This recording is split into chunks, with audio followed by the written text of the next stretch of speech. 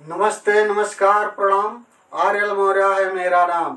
मित्रों, आप सभी का इस चैनल में स्वागत है। और आप सभी के लिए ये जो वीडियो बन रहे हैं उसमें शिक्षक और विद्यार्थी सबके हित के बात है।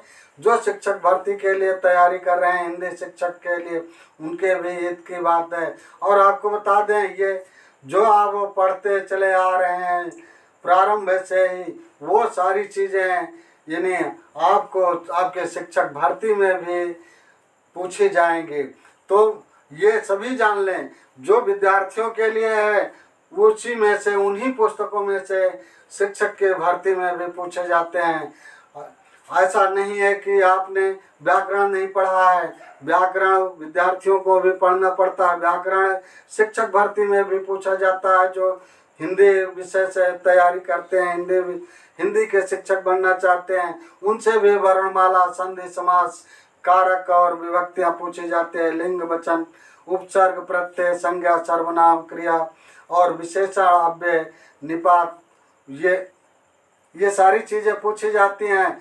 तो फिर हाल जो है, ऐसा नहीं है कि केवल शिक्षक भर्ती के लिए ही है, ये विद्यार्थियों के लिए है। जो विद्यार्थियों को पढ़ाया जाता रहता है वही शिक्षक भर्ती के पाठ्यक्रम में भी है। तो आज हम हिंदी के शिक्षक भर्ती टीजीटी पीजीटी के सिलेबस के लिए पाठ्यक्रम से संबंधित वार्ता करेंगे और ये बताएंगे कि किस प्रकार से क्या पूछा जाएगा। तो सबसे पहले तो ये देखते हैं, ये हमने यहाँ शीर्षक भी डाल दिया है पाठ्यक्रम से संबंधित कि टीजीटी पीजीटी हिंदी का पाठ्यक्रम। तो पाठ्यक्रम से संबंधित है, जान लें। तो इसमें कुल 6 पार्ट होते हैं।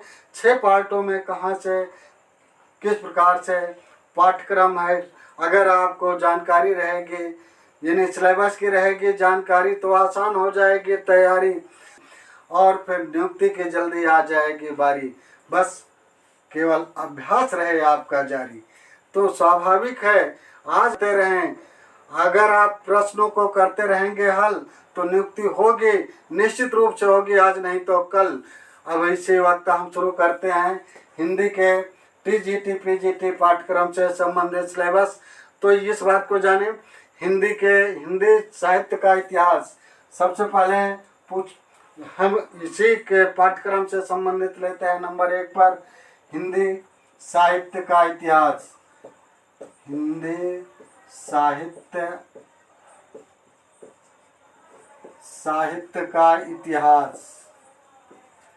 और आपको बता दें कि कुल हिंदी साहित्य का इतिहास एक पार्ट हो गया। फिर दूसरा पार्ट जो होगा वो काव्यशास्त्र का होगा। काव्यशास्त्र के अंतर्गत क्या क्या आएगा, इस बात को जरूर जानें। काव्यशास्त्र के अंतर्गत रस, छंद, अलंकार आएगा। रस, छंद, अलंकार के अतिरिक्त इसमें काव्य लक्षण, काव्य प्रयोजन और इससे संबंधित रस, निष्पत्ति, रस के भेद, दोष, काव्य गुण, काव्य दोष, शब्द शक्तियों में अविधा, लक्षणा, व्यंजना, ये तमाम चीज़ें पूछी जाएंगी। और फिर भाषा विज्ञान, भाषा के उत्पत्ति, उद्भव, विकास से संबंधित पूछा जाएगा। व्याकरण जो अभी गिना रहे थे, वो व्याकरण से संबंधित पूछा जाएगा। वर्णमाला, संधि, समास। तो ये अब देखें, तीसरा पार्ट यानी हिंदी साहित्य का इतिहास बताए कि हिंदी साहित्य का इतिहास पूछा जाएगा, काव्यशास्त्र पूछा जाएगा, भाषा विज्ञान पूछा जाएगा और व्याकरण पूछा जाएगा।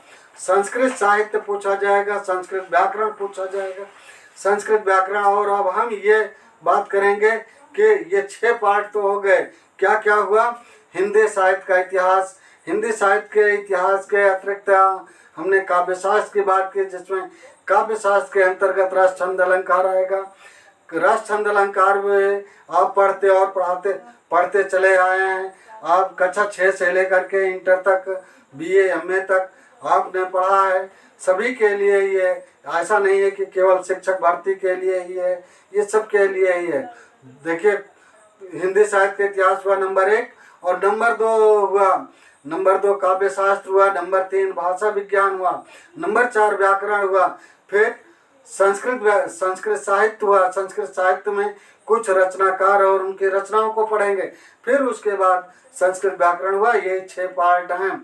हिंदी यानी यूपी के टीजीटी पीजीटी के लिए बाकी जो पाठ्यक्रम हम बता रहे हैं, जो बताने जा रहे हैं, जो यूपी टीजीटी पीजीटी का पाठ्यक्रम है, वही देखा जाए तो वही सारे चीज़ें हिंदुस्तान के किसी भी राज्य की भर्ती हो जो हिंदी से संबंधित होगी, शिक्षक के उसमें जरूर ये सारी चीज़ें पूछी जाएंगी। तो आइए देख लेते हैं ये हम जो लिखे हैं नंबर 1 पर हिंदी साहित्य का इतिहास। हिंदी साहित्य के इतिहास के अंतर्गत क्या क्या पूछा जाएगा, क्या क्या पढ़ना है, कि किस किस टॉपिक पे किस किस बिंदु की तैयारी करना है। क्योंकि आप जानते हैं ये यही नहीं, शिक्षक भर्ती तैयारी के लिए ही नहीं, ये चीज़ें आप कक्षा 9 से पढ़ते चले आ रहे हैं, बल्कि 6, 7, 8 से पढ़ते चले आ रहे हैं। पढ़ाते जो पढ़ा रहे हैं वो तो अच्छी बात है, जो पढ़ के पास आउट हुए हैं वो भी जानें। और देखें इसके अंतर्गत आपको आजकाल भक्तिकाल आजकाल में क्या क्या पढ़ना होगा ये भी जान लें। सबसे पहले तो हिंदी साहित्य के इतिहास में हिंदी साहित्य इतिहास लेखन की परंपरा, काल विभाजन के साथ साथ नामकरण, ये सारी चीज़ें जो है आजकालीन साहित्य के विशेषताएं, आजकालीन साहित्य के रचनाकार और उनके रचनाओं के बारे में, उनके रचनाओं से भी कभी कभी कुछ ऐसी रचनाएं भी हैं जिन रचनाओं के अंदर से भी पूछ लेते हैं और पूछा जाता है। तो वो तो जो पूछा जाता है पूछा ही जाता है। आदिकाल से संबंधित हुआ, आदिकाल देखें, आदिकाल से संबंधित पूछा जाएगा, आदिकाल, फिर भक्तिकाल और इस भक्तिकाल में, और देखें ये भक्तिकाल, इसको इस तरह से लिख लेते हैं।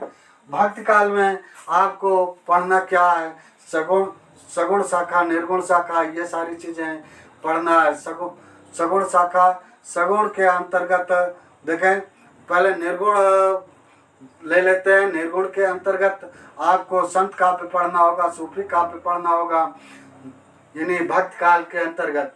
और फिर इसी में जो है आपको भक्त काल में ही पढ़ना होगा ऐसे, यानी सगुण भक्ति शाखा के अंतर्गत।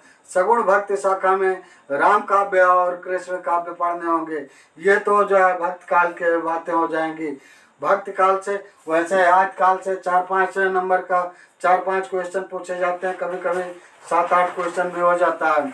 और भक्त काल से कुल 17 क्वेश्चन तक पूछे जा चुके हैं टीजीटी पीजीटी के अंतर्गत।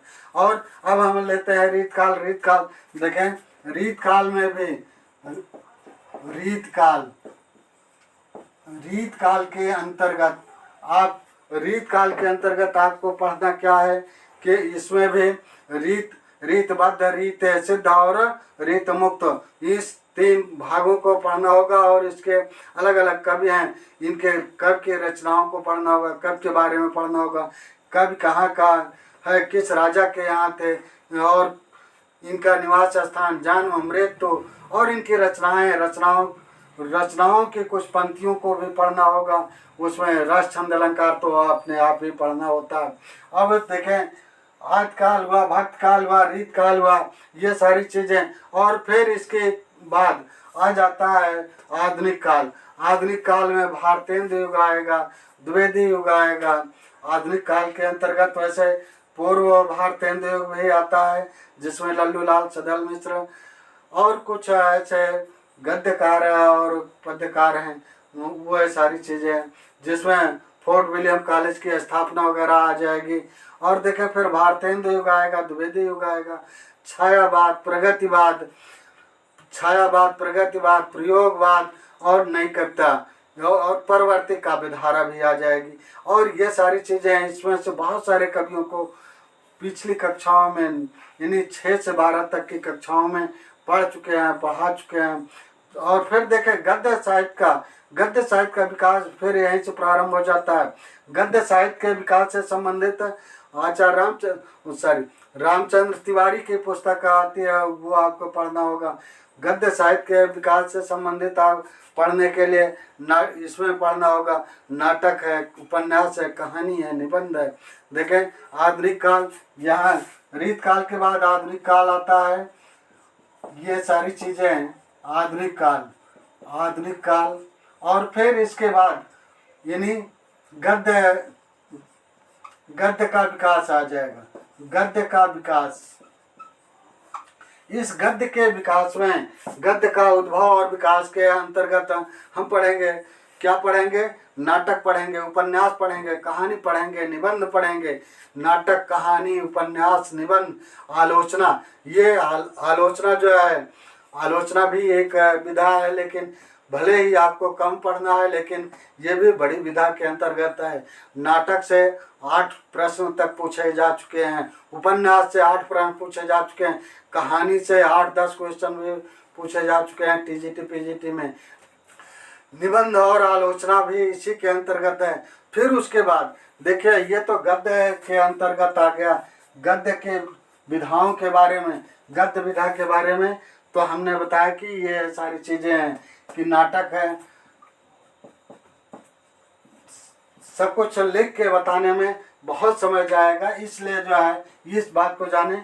नाटक है, उपन्यास है, कहानी है, नाटक, कहानी, उपन्यास, नाटक, कहानी, उपन्यास, निबंध, आलोचना, ये 5 विधाओं को आपको पढ़ना ही पढ़ना है।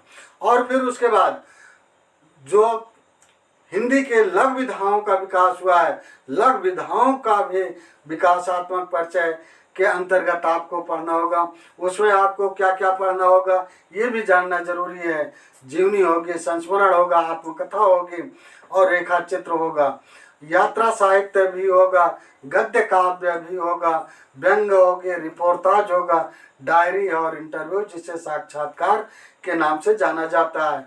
ये इन सारी विधाओं को, ये सारी लघु विधाएं हैं, इनको हम लोग पढ़ेंगे और विधिवत पढ़ेंगे, अच्छी तरह से पढ़ेंगे। इस तरह से पढ़ेंगे कि आप बाजी जरूर मार जाए, आपका चयन जरूर हो जाए, इस आपके सिलेक्शन हम ऐसा लेंगे एक्शन कि आपका जरूर हो जाए सिलेक्शन, तभी जो है आनंद आएगा। और तभी, और फिर इसके बाद हाँ, यही इतना नहीं, साहित्यकारों के उपनाम भी पढ़ेंगे। साहित्यकारों के उपनाम, ये उदाहरण स्वरूप ले लें, प्रेमचंद हम पढ़ते हैं, अरे प्रेमचंद इनका वास्तविक नाम नहीं है, इनका धनपत राय नाम है, मूल नाम और उपनाम, वास्तविक नाम ये नवाब राय से भी लिखा करते थे। ऐसे बहुत सारे साहित्यकार ऐसे हैं जिनका वास्तविक नाम कुछ और है, वह जाने के कुछ और नाम से जाते हैं। आपको बता दें, एक उदाहरण और ले लेते हैं उपनाम से संबंधित। राहुल सांकृत्यायन जी का नाम आप खूब जानते होंगे, सुने होंगे, इनके रचनाओं को वही पढ़े होंगे, बड़े आनंद के साथ पढ़ते हैं, इंटर में भी हैं। और आपको बता दें, इनका वास्तविक नाम तो केदारनाथ पांडे था, केदारनाथ पांडे, लेकिन इनको राहुल सांकृत्यायन के नाम से ही जानते हैं। तो ऐसे ही बहुत सारे साहित्यकार ऐसे हैं जिनके वास्तविक नाम, उपनाम, ऐसे बहुत से लोग हैं। और हाँ, एक तो बड़ा चर्चित नाम है, उसे जरूर बता दें। आपने एक नाम पढ़ा होगा, सुना होगा, आचार्य हजारी प्रसाद द्विवेदी। आचार्य हजारी प्रसाद द्विवेदी के नाम के बारे में बताएं। इनका वास्तविक नाम तो है वैद्यनाथ द्विवेदी, वैद्यनाथ द्विवेदी इनका वास्तविक नाम है। वैसे बहुत से लोग आप पहले से जानते रहे, कुछ लोग आप भले ना जानते रहे हो, लेकिन बहुत से लोग जानते रहे, बहुत से लोग जानते हैं। ये मैं अपनी तरफ से तो बता नहीं रहा हूँ, ये कोई नई बात बता नहीं रहा हूँ। देखिए, ये तो हम एक एग्जाम्पल, एक उदाहरण स्वरूप बता दिए, लेकिन जब हम लोग इनसे संबंधित पढ़ना शुरू करेंगे, जब ये वीडियो साहित्यकारों के उपनाम आएंगे, तो उसमें हम लोग बाकायदे बढ़िया से डीपली गहराई से पढ़ते चलेंगे, और ताकि आपके प्रश्न एक भी, कहीं से भी प्रश्न पूछा जाए, छूटने न पाए। और हाँ, साहित्यकारों के नाम के साथ साथ आपको पत्र पत्रिकाओं के बारे में भी पढ़ना है। पत्र पत्रिकाएं भी हम लोग पढ़ेंगे, पुरस्कार भी पढ़ेंगे। पुरस्कार में क्या पढ़ना है, हमें बहुत सारे पुरस्कार नहीं पढ़ने हैं, हिंदी से संबंधित ही पढ़ते हैं। उदाहरण स्वरूप ले लें, जैसे मंगला प्रसाद पारितोषिक, सोवियत लैंड पुरस्कार, साहित्य अकादमी पुरस्कार और तमाम भाषाओं में दी जाती है।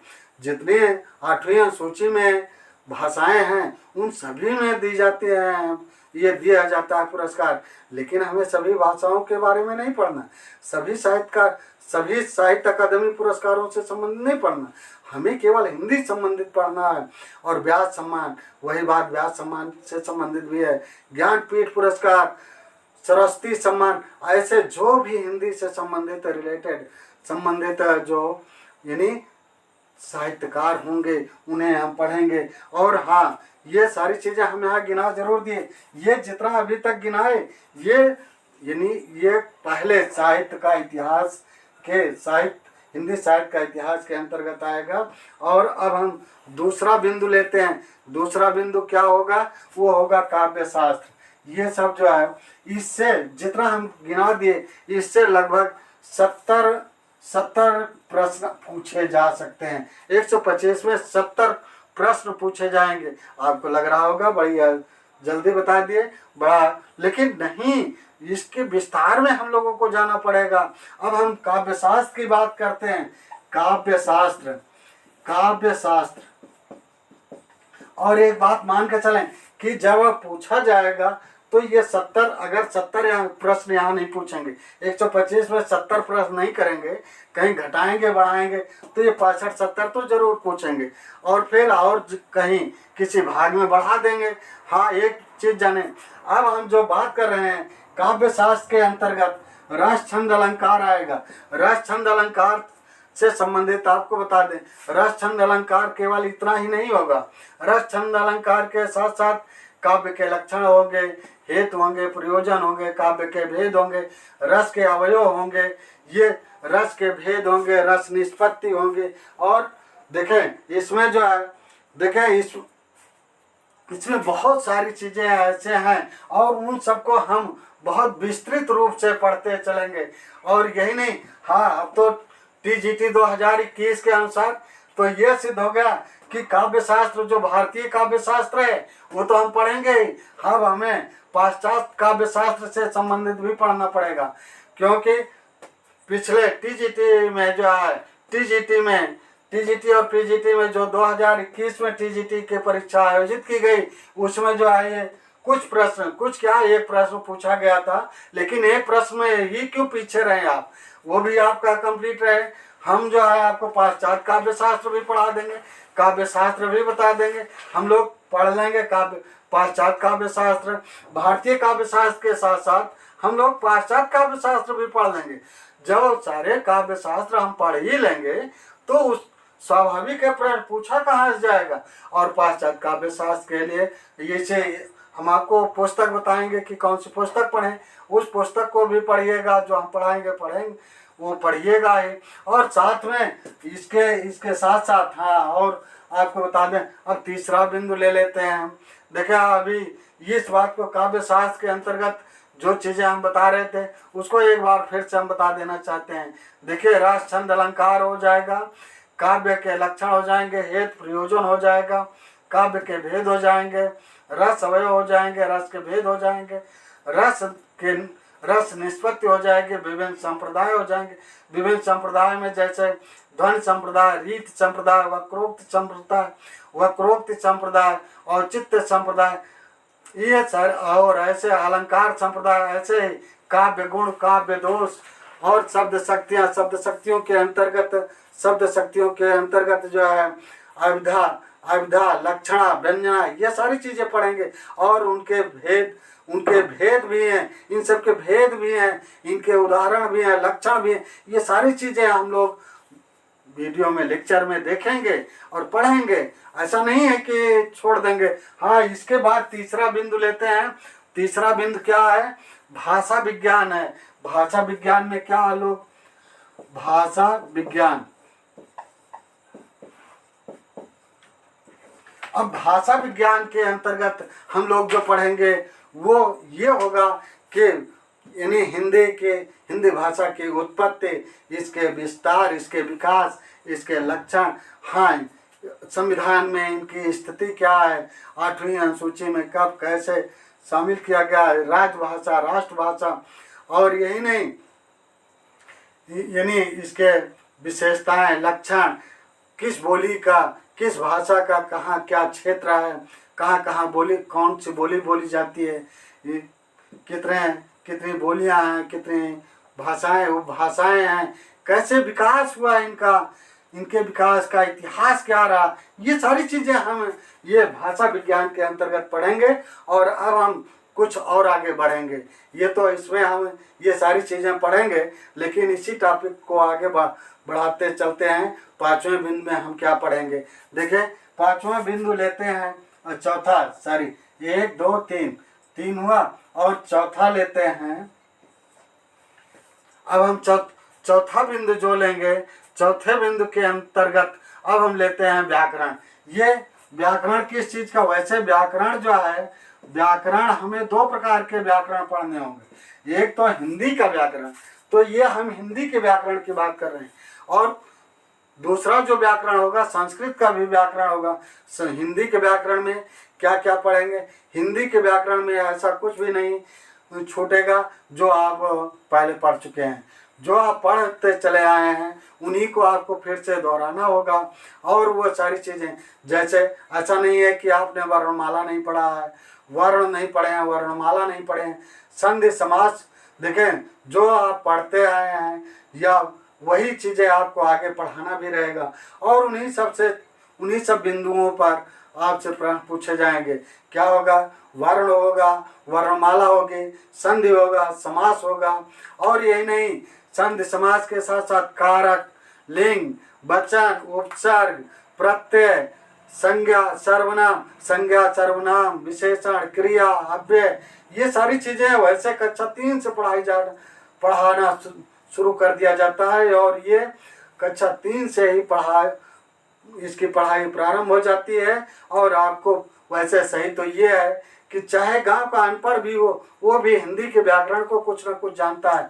जैसे अगर अभी किसी से, जब छोटे बच्चे कभी कभार बोल देते हैं पापा आप खाएंगी, तब वहाँ सभी छोटा बच्चा बोल रहा है, उससे व्याकरण की जानकारी नहीं, लेकिन वो कह रहा है तो आप हंस रहे हैं, भले कोई पढ़ा हो या न पढ़ा हो वो भी हंस लेता है कि ये ऐसा करा, क्योंकि उस बच्चे को अभी लिंग का भेद नहीं पता, लिंग का ज्ञान नहीं है, वो इस तरह का रहा। इसी तरह से ये सारी चीज़ें, बहुत सारी चीज़ें हैं। हाँ, हम ये तो गिनाए कि हम विशेषण पढ़ेंगे, क्रिया पढ़ेंगे, अव्यय पढ़ेंगे, निपात, वाच्य, काल, ये सारी चीज़ें पढ़ेंगे। और पर्यायवाची भी हम पढ़ते आए हैं, और फिर इसमें भी पढ़ना रहेगा। टीजीटी पीजीटी के लिए पर्यायवाची है, विलोम है, वाक्यांश के लिए एक शब्द है, एकार्थक, भिन्नार्थक, एकार्थक शब्द, भिन्नार्थक शब्द, लोकोक्ति मुहावरे, शब्द शुद्ध, इन्हीं जैसे वर्तनी कहा जाता है, वाक्य शुद्ध, विराम चिन्ह, ये सारी चीज़ें यानी शुरू से ही पढ़ाया जाता रहता है, बताया जाता रहता है, उसी का आपको रिवीजन करना है। और वो सारी चीज़ें यहाँ पढ़ाएंगे, बताएंगे, समझाएंगे, और आप लिखते भी चलिएगा, नोट्स बनाते चलिएगा, वो आपकी इच्छा, आपकी मर्जी।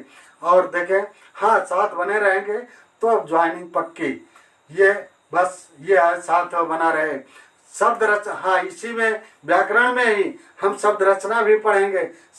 शब्द रचना यानी जैसे शब्द भंडार भी कहा जाता है, उसमें भी क्या क्या पढ़ेंगे। शब्द भंडार के अंतर्गत जो पढ़ना होगा, उत्पत्ति के आधार पर शब्द के भेद, ये तो आप पहले से ही जानते हैं कि उत्पत्ति के आधार पर शब्द के 4 भेद होते हैं। वो कौन कौन से होते हैं ये भी आप जानते हैं। वही सब चीज़ें पढ़ना है। देखिए, गिनने के लिए, गिनाने के लिए तो 4 हो गए, लेकिन पढ़ने तो ज़्यादा हैं, क्योंकि आप तत्सम पढ़ेंगे, तद्भव पढ़ेंगे, देशज पढ़ेंगे, विदेशज पढ़ेंगे। विदेशज में क्या पढ़ेंगे, विदेशज में पढ़ेंगे अरबी, फारसी, तुर्की, जापानी, पुर्तगाली, डच, अंग्रेजी, चीनी और फ्रांसीसी, ये विदेशी शब्द हैं। ये विदेशी शब्द हिंदी शब्दों में आकर के किस प्रकार से घुल मिल गए हैं। बहुत सारे शब्द ऐसे होते हैं कि इसी में घुल मिल जाते हैं और उन्हें हम जान भी नहीं पाते हैं। और एक बात आपको बताएं, इसी के साथ साथ देखिए, गिनाने के लिए 4 हैं, देशज यानी तत्सम, तद्भव और देशज, विदेशज।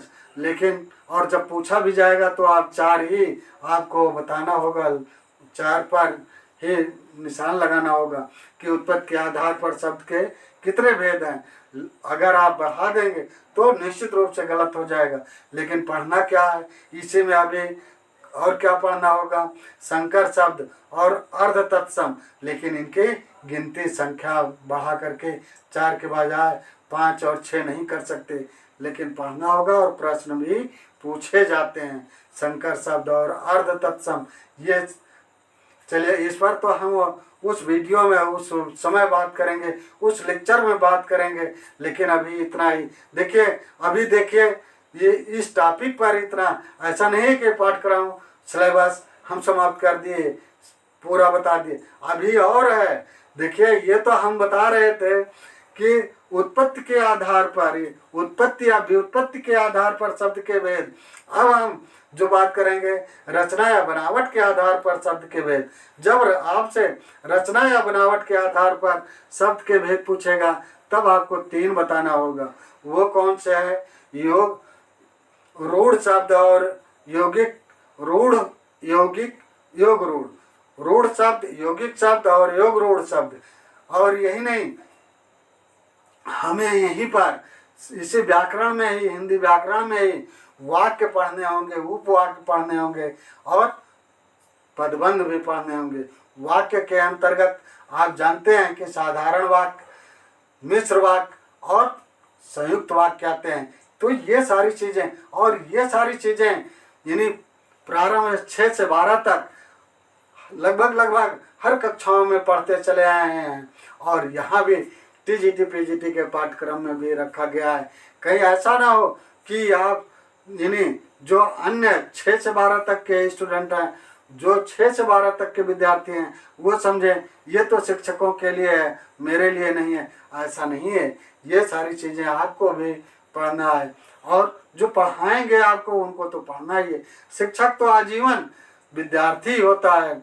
अब देखिए ये तो हम व्याकरण से जो पूछे गए हैं अब तक के प्रश्न, देखिए बता दें, व्याकरण से तो, व्याकरण से, हिंदी व्याकरण से यानी 30, वैसे 20 से लेकर के 30 प्रश्न तक पूछे गए हैं।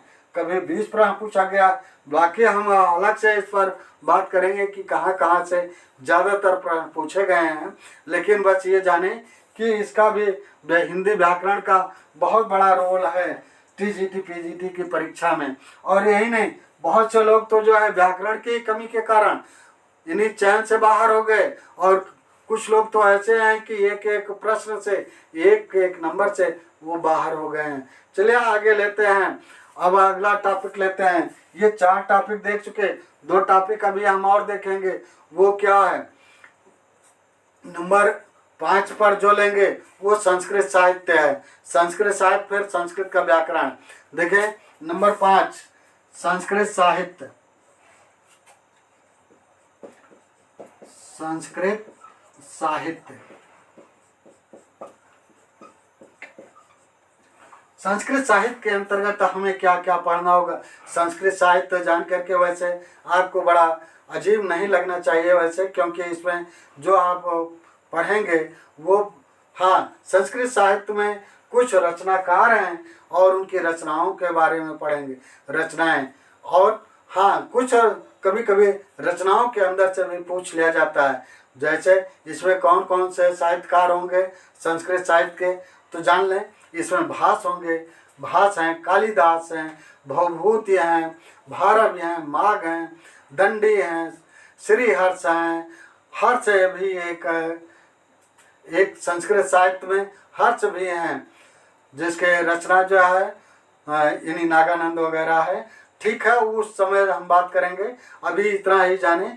और श्रीहर्ष की नैषधीय चरितम तो है ही, फिलहाल अभी इस पर हम बहुत विस्तार नहीं, अभी तो इन साहित्यकारों के, संस्कृत साहित्य के साहित्यकारों के बारे में जाने। भास हैं, कालिदास, भवभूत, भारवी, माघ, दंडी, श्रीहर्ष, मम्मट, विश्वनाथ, राजशेखर, हर्ष और श्रीहर्ष बता चुके हैं, अलग अलग हैं, जयदेव, शूद्रक। देखिए हम इन लोगों को क्यों गिरा रहे हैं, इसमें से कुछ तो ऐसे हैं जो कि नहीं पढ़ने होते हैं, लेकिन फिर भी इनकी रचनाएं पाठ्यक्रम में पेपर में पूछ ली जाते हैं, दे दिया जाता है विकल्प में, भले ही वो उत्तर ना सही रहे, लेकिन जब आप जानते रहेंगे कि ये रचना किसकी है, ये रचना किसकी है, तब जो है आप आसानी से कर लेंगे निश्चित रूप से। तो हम इन सब को पढ़ लेंगे, यानी जितना हमने गिनाया, तो स्वाभाविक है प्रश्न मेरे लेक्चर के बाहर आपका कहीं नहीं जाएगा, ये तो पूरा पूर्ण विश्वास है। ये तो संस्कृत साहित्य के बारे में रहा। संस्कृत साहित्य में जिन साहित्यकारों को हमने गिनाया, हम इनकी रचनाओं और रचना के बारे में पढ़ेंगे, इन रचनाकारों के बारे में। हाँ, अब जो अंतिम विकल्प बचता है, अंतिम बिंदु जो बचता है वो है संस्कृत का व्याकरण। संस्कृत के व्याकरण के बारे में छठा बिंदु, और इन्हीं 6 बिंदुओं पर इसी का देखें, यहाँ साहित्य है, संस्कृत का व्याकरण। यहाँ पर संस्कृत के लिए आयोजन भी कर सकते थे, लेकिन संस्कृत लिख दिए, यहाँ व्याकरण, संस्कृत का व्याकरण। संस्कृत के व्याकरण में क्या क्या पढ़ेंगे देख लें। वैसे ये हम बता दें, टीजीटी पीजीटी सबका इसी में हमने समाहित कर दिया है।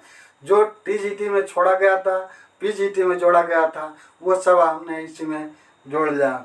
जैसे संस्कृत में देख लें, संधि है। संधि में जो है, संधि में टीजीटी में यानी स्वर संधि और व्यंजन संधि लिया गया है टीजीटी में। विसर्ग संधि टीजीटी में नहीं है, लेकिन पीजीटी में स्वर संधि, व्यंजन संधि और विसर्ग संधि सभी है। तो हम सब पढ़ें, क्यों किसी टॉपिक को, क्यों किसी बिंदु को छोड़ के चलें। हम संधि में पूरा संधि पढ़ते हुए चलेंगे। जब पूरा संधि पढ़ेंगे तो चाहे टीजीटी हो चाहे पीजीटी हो, पूरा हो जाएगा। आराम से सारे प्रश्न आप कर लेंगे, पूरा प्रश्न कर लेंगे, पूरा प्रश्न आसान लगेगा। इसलिए जब रहेगी तैयारी, पूरी तैयारी, तो घबराहट नहीं होगी जरा सी भी। अब देखें, संधि पढ़ेंगे इसमें संस्कृत व्याकरण में, यहाँ भी हमें संधि और समास पढ़ना होगा, जबकि हिंदी में भी हमें संधि और समास पढ़ना है। संस्कृत व्याकरण में भी संधि समास, संधि पढ़ना होगा, समास पढ़ना होगा, यहाँ भी विभक्ति पढ़ना होगा, उपसर्ग प्रत्यय पढ़ना होगा, शब्द रूप, धातु रूप, हाँ, अनुवाद भी पढ़ना होगा। तो ये सारी चीज़ें, इतनी सारी चीज़ें पढ़ना होगा। और आपको बता दें, आपको इसके लिए ये साहित्य से संबंधित, इससे संबंधित जो पुस्तकें आपको पढ़ना होगा, वो पुस्तकों को भी हम बता देते हैं। वैसे देखें, हिंदी साहित्य का इतिहास आचार्य राम, वैसे ये पाठ्यक्रम हमने पूरा कर दिया। ये 6 के 6 बिंदु जो आपके पाठ्यक्रम में, यानी टीजीटी पीजीटी के पाठ्यक्रम में हिंदी के लिए जो है वह हमने गिनाया। लेकिन अब इस बात को जानें कि अब इसमें पढ़ना, इनसे संबंधित हमें पुस्तकें कहाँ से, कौन सी पुस्तकें पढ़ना होगा। वैसे पुस्तकें तो काफ़ी हैं, बहुत पुस्तकें हैं पढ़ने के लिए, लेकिन फिर भी हम आपको कुछ पुस्तकें बता देते हैं जो आप पढ़ने से कल्याण हो सकता है। बाकी हम तो पढ़ाएंगे ही, हमारे वीडियो में, हमारे लेक्चर में सारा पूरा आ जाएगा। और ये पूर्ण विश्वास के साथ मैं कह सकता हूँ, जो भी प्रश्न टीजीटी पीजीटी में पूछे जाएंगे वो मेरे लेक्चर में आप पाएंगे, जरूर पाएंगे। और देखें, इनसे संबंधित आप देख लें पुस्तक, पहले इससे संबंधित हिंदी साहित्य से संबंधित कौन पुस्तकें होंगी। हिंदी साहित्य का इतिहास आचार्य रामचंद्र शुक्ल, और फिर हिंदी साहित्य का दूसरा इतिहास डॉक्टर बच्चन सिंह। फिर डॉक्टर बच्चन सिंह का एक और इतिहास ग्रंथ है, वो है आधुनिक हिंदी साहित्य का इतिहास। यानी हिंदी साहित्य का दूसरा इतिहास बच्चन सिंह और आधुनिक हिंदी साहित्य का इतिहास डॉक्टर बच्चन सिंह। हाँ, और हिंदी साहित्य और संवेदना का विकास, ये राम स्वरूप चतुर्वेदी जी का है। और हाँ, हिंदी साहित्य की भूमिका आचार्य हजारी प्रसाद द्विवेदी। हिंदी साहित्य का आदिकाल, ये भी आचार्य हजारी प्रसाद द्विवेदी का है। और हिंदी साहित्य का उद्भव और विकास, हिंदी साहित्य का उद्भव, हिंदी साहित्य का उद्भव और विकास, हिंदी का उद्भव और विकास है। ये आचार्य हजारी प्रसाद द्विवेदी। ये तो इस इतने के लिए इतना पढ़ना होगा। और गद्य का विकास के लिए आपको बता दें, रामचंद्र तिवारी के पुस्तक है, उसे पढ़ना होगा। वो लगभग एक पुस्तक अकेले ही 1000 रुपए के आसपास की आएगी। और फिर आपको व्याकरण के लिए जो है वासुदेव नंदन जी का जो है आपको पुस्तक पढ़ना होगा। हाँ, कामता प्रसाद गुरु की भी पुस्तक पढ़ सकते हैं आप, पृथ्वीनाथ पांडे के भी पुस्तक पढ़ सकते हैं। लेकिन वासुदेव नंदन, कामता प्रसाद गुरु, डॉक्टर हरदेव बाहरी, इन सब की पुस्तकें आप अगर पढ़ते हैं तो ठीक है, नहीं तो मैं तो पढ़ाऊँगा ही, मैं तो बताऊँगा ही। हाँ, और आपको बता दें, इससे संबंधित जब संस्कृत साहित्य से संबंधित तो पूरा जितना पाठ्यक्रम में है वह हम मैटर आपको देंगे ही। वैसे हिंदी साहित्य का इतिहास संबंधित एक एस.एल. वर्मा की पुस्तक है, उसे पढ़ सकते हैं। और हाँ, दूसरी बात रही जो हिंदी व्याकरण से संबंधित संस्कृत व्याकरण से संबंधित जो पुस्तक रही, वो जो यूपी बोर्ड कक्षा 12 में, इंटर में जो कल्पतरु पढ़ाया जाता है, जो कक्षा 12 में, वो पर्याप्त है। उसके अतिरिक्त और ज़रूरत नहीं पड़ेगी संस्कृत व्याकरण से संबंधित, वो पर्याप्त है। हाँ, हम आपको कुछ पुस्तकें दिखा देना चाहते हैं। देखें, ये जो है ये पुस्तक रही। ये पुस्तक जो है यानी इंटर में पढ़ाई जाती है। इस पुस्तक को जो है हिंदी संस्कृत व्याकरण कल्पद्रुम, ये देखें, ये इस पुस्तक को आराम से आप लेके पढ़ सकते हैं। ये इस पुस्तक से आप की परीक्षा में संस्कृत व्याकरण से संबंधित पूछा जाएगा। और हाँ, आपको जो हम अभी बता रहे थे, ये देखिए, हिंदी साहित्य और संवेदना का विकास, ये राम स्वरूप चतुर्वेदी जी की पुस्तक है। इसको आपको पढ़ना होगा। अगर पढ़ लेते हैं तो सो फार सो गुड, नहीं तो हम तो बताएंगे ही। हाँ, और देखें, ये जो है आधुनिक हिंदी साहित्य का इतिहास डॉक्टर बच्चन सिंह। और इसके अतिरिक्त डॉक्टर बच्चन सिंह का जो दूसरी पुस्तक है, देखें, ये रही हिंदी साहित्य का दूसरा इतिहास, डॉक्टर बच्चन सिंह, ये भी आप देख सकते हैं। और हाँ, और कोई पढ़ें या न पढ़ें, लेकिन सबसे ज़्यादा महत्वपूर्ण ये जरूर हैं, ये हैं आचार्य रामचंद्र शुक्ल जी की पुस्तक आप देख लें और इसको भी पढ़िए। और इन सारी पुस्तकों को और देखिए, काव्य शास्त्र से संबंधित देखिए, आपको भारतीय एवं पाश्चात्य काव्य शास्त्र तथा आलोचना, ये जो है देखें, ये प्रोफेसर योगेंद्र प्रताप सिंह, इसी पुस्तक को लीजिएगा। एक पुस्तक अगर लीजिएगा तो, नहीं तो आपको बता दें इन्हीं की, डॉक्टर योगेंद्र प्रताप सिंह की एक पुस्तक आती है जो पूरी संस्कृत में है। वो आपके काम की बात नहीं है। वो पूरा जो संस्कृत से एमए वगैरह कर रहे हो या संस्कृत संपूर्णानंद से संबंधित हो, उनके लिए तो ठीक है। लेकिन यही, इसके अलावा आप काव्य शास्त्र से संबंधित इस पुस्तक को देखें। ये डॉक्टर भगीरथ मिश्र के काव्य शास्त्र के पुस्तक है, इसे भी आप पढ़ सकते हैं। इन्हीं पुस्तकों से पूछे जाएंगे।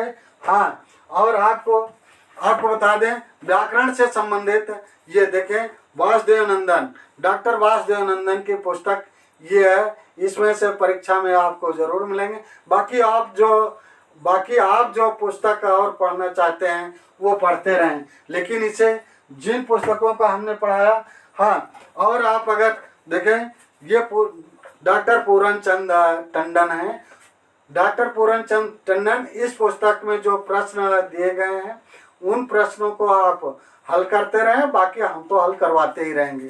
तो इस वीडियो में मित्रों इतना ही, बाकी हम जो है पाठ्यक्रम के साथ उपस्थित होते रहेंगे, वो सबके हित में होगा। इस वीडियो में इतना ही। हाँ तो मित्रों वीडियो को लाइक करें, शेयर करें, अपने मित्रों के पास भी शेयर करें। हाँ चैनल पर नए हैं तो सब्सक्राइब करके बेल आइकन जरूर प्रेस कर दें, ताकि मेरी वीडियो जैसे ही अपलोड हो उसके नोटिफिकेशन आपके मोबाइल पर पहुंच जाए और आप सबसे पहले मेरी वीडियो देख सकें।